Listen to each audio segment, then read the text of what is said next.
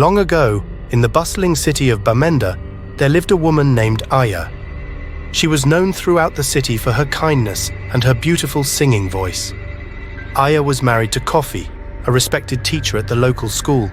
People often said how lucky Aya was, with her loving husband, nice house, and pretty clothes. But Aya had a big secret. She wasn't human at all. She was a mermaid from the depths of Lake Oku. Years ago, she had fallen in love with Kofi when he visited the lake, and she used powerful magic to transform her tail into legs so she could live on land with him. Kofi knew nothing about this. Even though Aya seemed happy on the outside, she felt sad inside. All her life she had wanted to have a baby, but mermaids and humans couldn't have children together, no matter how much they loved each other. Aya and Kofi had tried everything, but nothing worked. Every night, Aya would sneak out of the house while Kofi was asleep. She would go to the city's central fountain, which was connected to underground rivers leading to Lake Oku. There, she would dip her feet in the water, turning them back into her beautiful mermaid tail for a short time. She would cry and ask the spirit of the lake to grant her wish for a child. One night, as Aya sat by the fountain with her tail sparkling in the moonlight, she heard a soft voice. It was the spirit of Lake Oku. "Aya," the spirit whispered, "I have heard your prayers. I will grant you a child, but you must promise me something." Aya's heart beat fast with excitement. "Anything," she said. "I'll promise anything." The spirit continued. "When the child turns 12, you must return her to the lake. She will become a guardian of the waters, protecting all the creatures within. If you break this promise, you will turn back into sea foam, as all mermaids do when they die." Aya thought hard. She wanted a baby so much, but could she give up her child after 12 years? In the end, her wish for a baby was too strong. "I promise," she said. The next day, Aya discovered she was going to have a baby. She was so happy. Kofi was overjoyed too, and he took extra good care of Aya. They spent evenings talking to the baby growing in Aya's belly, dreaming about the future. When the time came, Aya gave birth to a beautiful baby girl. They named her Aisha, which means alive in their language. From the moment Aisha was born, Aya and Kofi showered her with love. Aisha was a special child. She loved water more than anything else. As a baby, bath time was her favorite. When she learned to walk, she was always trying to jump into puddles or play in the fountain. Aya knew this was because of Aisha's mermaid heritage, but she kept this secret from everyone, even Kofi.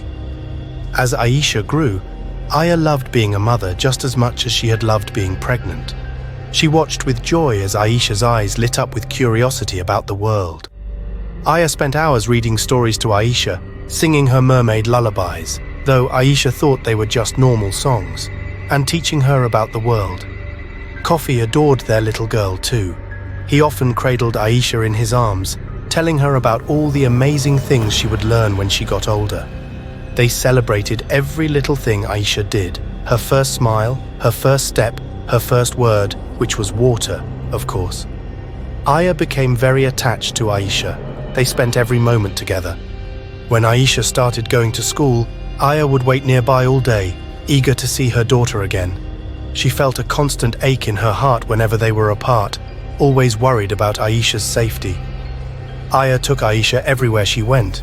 Their bond was so strong that Kofi often joked it was like they were two parts of the same person. Aya's love for Aisha was as deep as the lake she came from, and she couldn't bear the thought of anything happening to her precious daughter. As the years passed, Aya tried to forget about her promise to the spirit of Lake Oku. But as Aisha's 12th birthday came closer, Aya began to worry more and more. How could she keep her promise? How could she send her beloved Aisha away? As Aisha's 12th birthday approached, Aya became more and more anxious. She knew she had to make a difficult choice, but she couldn't bear the thought of losing her daughter. One day, Kofi came home with news that made Aya's heart sink. "I've found the perfect school for Aisha," Kofi announced proudly. "It's called Waterside Academy for Girls. It's a boarding school in Limbe, near the ocean. I think it would be perfect for our water-loving daughter." Aya felt torn. On one hand, Sending Aisha to a boarding school might keep her safe from the spirit of Lake Oku. On the other hand, being near the ocean might awaken Aisha's mermaid nature. After many sleepless nights, Aya reluctantly agreed to enroll Aisha in the school. On the morning of Aisha's first day at Waterside Academy, Aya drove her daughter to the school. The whole way there, something in Aya's heart told her to turn around and go back home. But she kept driving forward, hoping she was making the right choice. Waterside Academy was a beautiful place. It had big white buildings with blue roofs that matched the color of the sea nearby. Palm trees lined the paths, and you could hear the sound of waves in the distance. Many girls and their parents were there, all looking excited about the new school year. As they walked through the school gates, Aya held Aisha's hand tightly. She noticed a large fountain in the middle of the courtyard and felt a shiver run down her spine. It reminded her too much of the fountain where she had made her promise years ago. "Mum, are you okay?" Aisha asked, noticing her mother's worried face. Aya forced a smile. "Of course, my little fish. I'm just going to miss you so much." They found Aisha's room and helped her unpack. Aya made sure to tuck Aisha's favorite shell necklace under her pillow, a secret good luck charm from her mermaid heritage. When it was time for parents to leave, Aya hugged Aisha tightly, not wanting to let go. "Remember, my love," she whispered. "No matter what happens, you are stronger than you know, and I will always love you." Aisha smiled, not understanding why her mum was so emotional. "I love you too, Mum. Don't worry, I'll be fine." As Aya watched Aisha walk away with her new friends, she felt a sharp pain in her heart. She stood by the school gate, tears running down her face, watching until Aisha disappeared around a corner. It took all of Aya's strength not to run after her daughter and take her back home. On the drive back to Bamenda, Aya cried the whole way. She counted the days until she could see Aisha again, hoping that somehow she could find a way out of her promise to the spirit of Lake Oku. The next 3 months were the hardest of Aya's life. She had terrible nightmares about Aisha turning into sea foam or being pulled into the depths of the ocean. She called the school every week to check on Aisha, who always seemed to be doing fine and having fun. Finally, the day came for Aisha to come home for the holidays. Aya arrived at the school hours early, carrying a big lunchbox full of Aisha's favorite foods: grilled fish, coconut rice, and mango slices. As the school gates opened and students started pouring out, Aya stood on her tiptoes, searching for Aisha's face in the crowd. She watched as other girls ran to their parents, hugging them tightly. But there was no sign of Aisha. Aya's heart started to race. Where was Aisha? She went inside the school gates and started asking everyone she could find. The guard hadn't seen Aisha leave. Her classmates said they had seen her just a little while ago. The teachers and the principal all said the same thing. Aisha had been there earlier, but no one knew where she was now. Panic gripped Aya's heart. This couldn't be happening. Had the spirit of Lake Oku found Aisha? Or had something even worse happened? Aya ran all over the school, calling Aisha's name. She looked in every classroom, every bathroom, and every corner of the playground, but Aisha was nowhere to be found. As the sun began to set, the school principal suggested they continue the search the next day, but Aya wouldn't hear of it. How could she go home without her daughter? What if Aisha needed her? That night, Aya stayed at the school, walking around the campus and calling for Aisha. She checked under benches and behind buildings, hoping to find her daughter hiding somewhere. But when morning came, there was still no sign of Aisha. Coffee arrived the next day, just as worried as Aya. Together, they went to the police and reported Aisha missing. Days turned into weeks, and weeks turned into months, but there was no trace of Aisha anywhere. Aya was heartbroken. She stopped eating and taking care of herself. She spent every day by the fountain in Bamenda, her feet in the water, begging the spirit of Lake Oku for answers. But the spirit remained silent. 1 year after Aisha's disappearance, Aya couldn't take the pain anymore. She walked into the waters of Lake Oku, ready to return to her mermaid form and search the waters for her daughter. But as she stepped into the deep water, something strange happened. Instead of her legs turning into a tail, Aya felt herself dissolving into foam. She had broken her promise to return Aisha to the lake, and now she was facing the consequence, turning into sea foam, as all mermaids do when they die. As the last of her human form disappeared into the water, Aya's final thoughts were of Aisha, hoping that somehow, somewhere, her daughter was safe. But Aya's story doesn't end there. Her love for Aisha was so strong that even as sea foam she couldn't rest. Her spirit remained, searching endlessly for her missing daughter. Every night, Aya's spirit would rise from the waters of Lake Oku, taking the form of a misty figure. She would float through the streets of Bamenda, searching for any sign of Aisha. Her ghostly form would eventually make its way to Waterside Academy in Limba, where she would roam the hallways, peeking into every room, hoping to find her daughter. The students at Waterside Academy didn't know Aya's sad story.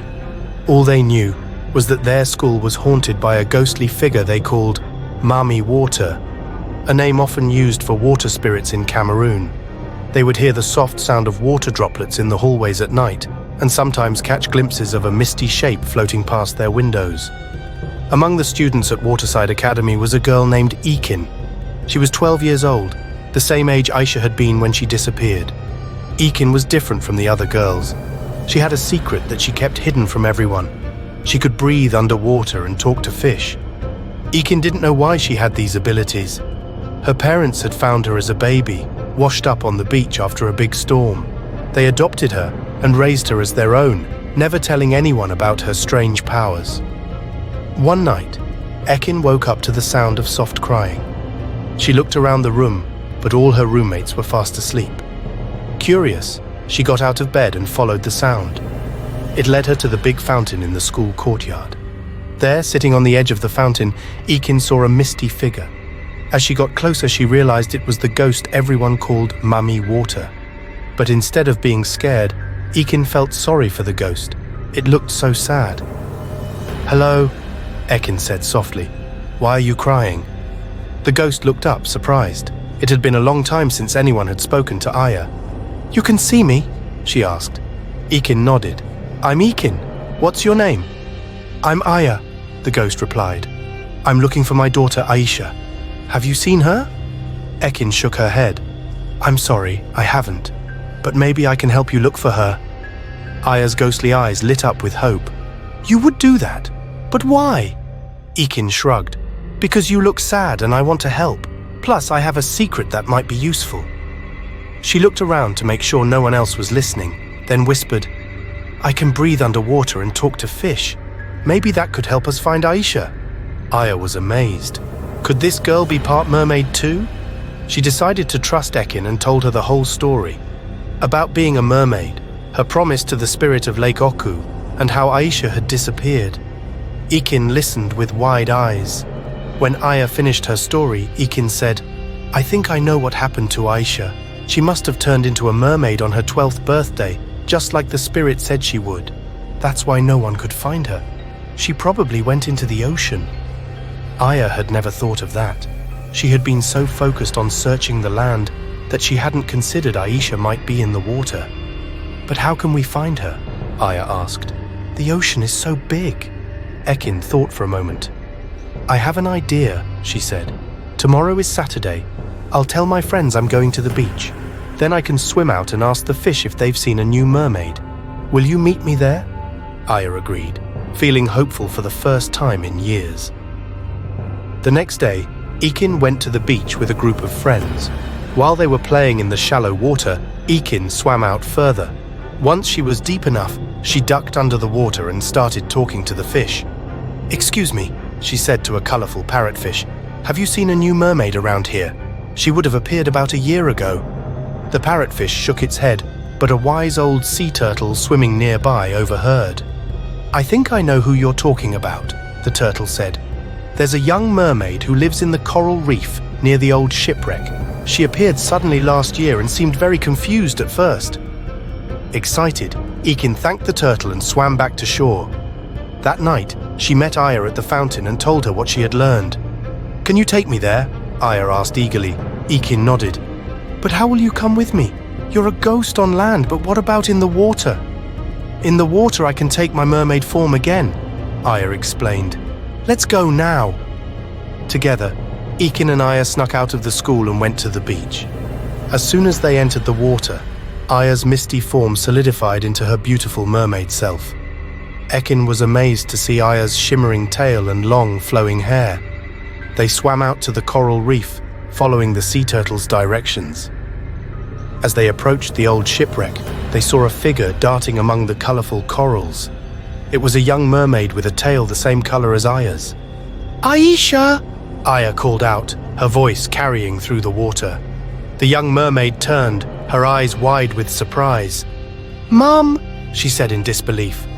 Aya and Aisha swam towards each other, embracing in a swirl of bubbles and tears. Ekin watched from a short distance, smiling at the beautiful reunion. "Mum, I can't believe it's you!" Aisha cried, her voice full of joy and disbelief. "I've missed you so much!" Aya hugged her daughter tightly, afraid to let go. "Oh, my little fish, I've missed you too. I've been searching for you for so long." As they pulled apart, Aisha noticed Ekin floating nearby. "Who's that?" she asked, curious about the human girl who could breathe underwater. Aya introduced them, explaining how Ekin had helped her find Aisha. The three of them settled on a large flat rock near the shipwreck, and Aisha began to tell her story. "On my 12th birthday," Aisha started, "I felt a strange pulling towards the ocean. I snuck out of the school and went to the beach. As soon as I touched the water, my legs turned into a tail. I was so scared and confused. I didn't know what was happening to me." Aya listened, her heart breaking as she realized how frightened and alone her daughter must have been. Aisha continued, "A kind old mermaid found me and explained that I was fulfilling my destiny as a guardian of the waters. She taught me how to use my new tail and how to breathe underwater. But all this time I've been missing you and Dad so much." Aya then told Aisha about her own mermaid origins, the promise to the spirit of Lake Oku, and how she had searched tirelessly for Aisha. As they talked, Ekin noticed the water around them starting to glow with a soft blue light. Suddenly, a magnificent figure appeared before them. It was the spirit of Lake Oku.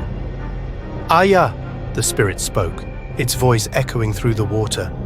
"You have shown great love and dedication to your daughter. Although you did not return Aisha to the lake as promised, your endless search and the help of this kind-hearted girl have moved me." The spirit turned to Aisha. "Young one, you have already begun your duty as a guardian of the waters, but I see the love between you and your mother, and I cannot bear to separate you."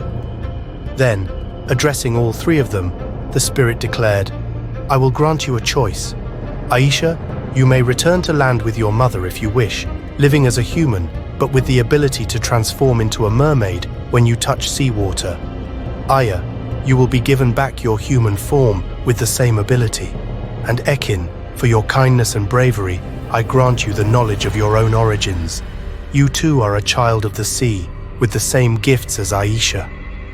The three of them were overjoyed at the spirit's offer. Aisha hugged her mother tightly, thrilled at the prospect of returning home while still keeping her connection to the sea. Ekin was amazed to finally understand why she had her unique abilities. "Does this mean I have a mermaid family too?" she asked the spirit. The spirit nodded. "Your mermaid parents sent you to land during a great storm to protect you. The human couple who found you were guided by the sea to be your guardians. You may choose to meet your mermaid family if you wish." As the spirit began to fade, it left them with a final message. "Remember, with great power comes great responsibility. Use your gifts wisely, and always protect the waters and all creatures who dwell within them." With that, the spirit vanished, leaving behind a shower of twinkling lights that danced in the water around them. Aya, Aisha, and Ekin swam back to the shore, their hearts full of happiness and wonder. As they reached the beach, Aya and Aisha's tails transformed back into legs. They looked at each other, laughing with joy at their matching shell necklaces, a symbol of their shared secret. Ekin smiled at her new friends. "What will you do now?" she asked. Aya hugged Aisha close. "We'll go home to Aisha's father. He's been so worried.